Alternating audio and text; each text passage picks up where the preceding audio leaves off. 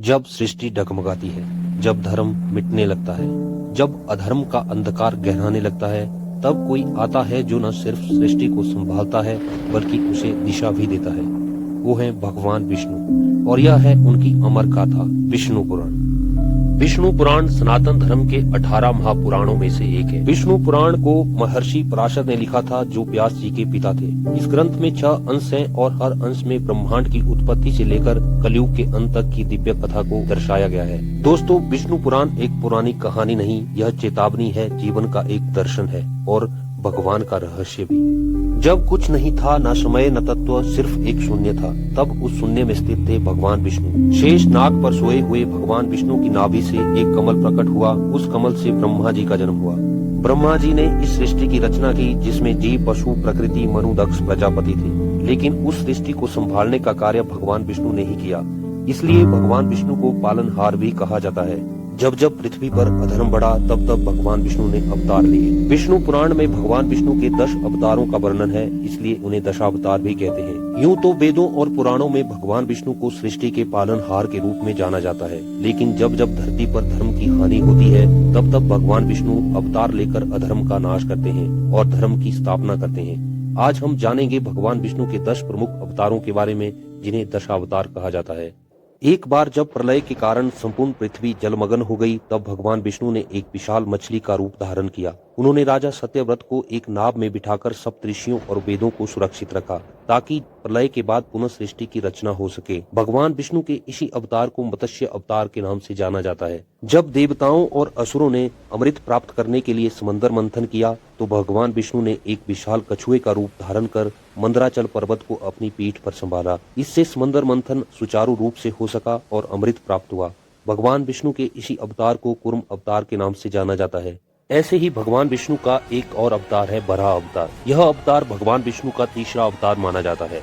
यह अवतार भगवान विष्णु ने तब लिया जब राक्षस हिरण्याक्ष ने पृथ्वी को समंदर में छुपा लिया। तब भगवान विष्णु ने एक विशाल बराह का रूप लिया और पृथ्वी को अपने दांतों पर उठाकर समंदर से बाहर निकाला।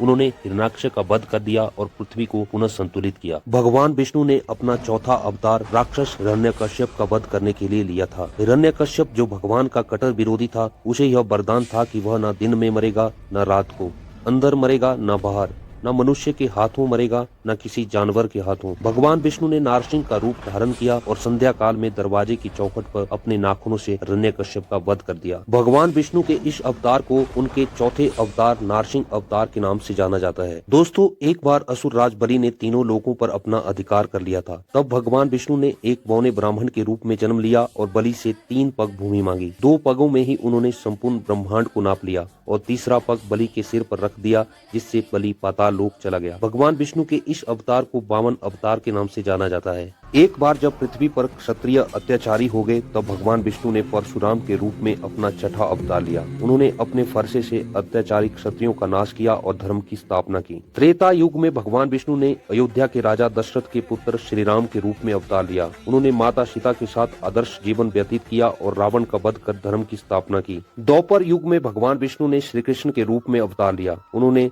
गीता का ज्ञान दिया और महाभारत के युद्ध में अधर्मियों का नाश किया। ऐसा माना जाता है कि भगवान विष्णु ने गौतम बुद्ध के रूप में भी अवतार लिया और अहिंसा एवं करुणा का संदेश दिया। उन्होंने संसार को भोग विलास से दूर रहने और ध्यान एवं साधना द्वारा आत्मज्ञान प्राप्त करने की शिक्षा दी। कलयुग के अंत में जब पाप और अधर्म अपनी चरम सीमा पर होंगे, तब भगवान विष्णु कलगी अवतार के रूप में प्रकट होंगे। वे एक श्वेत घोड़े पर सवार होकर अधर्म का नाश करेंगे और सत्य युग की पुनः स्थापना करेंगे। भगवान विष्णु के यह 10 अवतार हमें सिखाते हैं कि जब भी अधर्म बढ़ता है, तब ईश्वर किसी न किसी रूप में अवतरित होकर सत्य और न्याय की रक्षा करते हैं। यदि हमें उनके मार्ग पर चलना है, तो धर्म, सत्य और करुणा का पालन करना होगा। दोस्तों, विष्णु पुराण ने हजारों साल पहले ही बता दिया था कि कलयुग कैसा होगा। विष्णु पुराण में वर्णित है कि मनुष्य झूठ बोलकर उन्नति करेगा, गुरु धन के लिए ज्ञान बेचेगा, पुत्र पिता की हत्या करेगा, स्त्रियों का सम्मान लुप्त हो जाएगा, राजनेता भ्रष्ट हो जाएंगे, धर्म केवल दिखावा बन जाएगा। क्या आज हम उसी युग में नहीं जी रहे, जहाँ सब कुछ है पर शांति नहीं, जहाँ विकास है पर मूल्य नहीं? विष्णु पुराण कहता है, जब कलयुग चरम पर होगा, तब आएंगे भगवान कलगी, श्वेत घोड़े पर सवार, हाथ में तेज तलवार लिए। वो अधर्म का नाश करेंगे, पापियों का अंत करेंगे और फिर से शुरू होगा सतयुग। विष्णु पुराण केवल घटनाओं का संग्रह नहीं, यह एक जीवन दर्शन है। इसमें बताया गया है कि धर्म का पालन करो, सत्य बोलो, दया रखो, लोभ और अहंकार से बचो और सच्चे मन से भगवान विष्णु की भक्ति करो।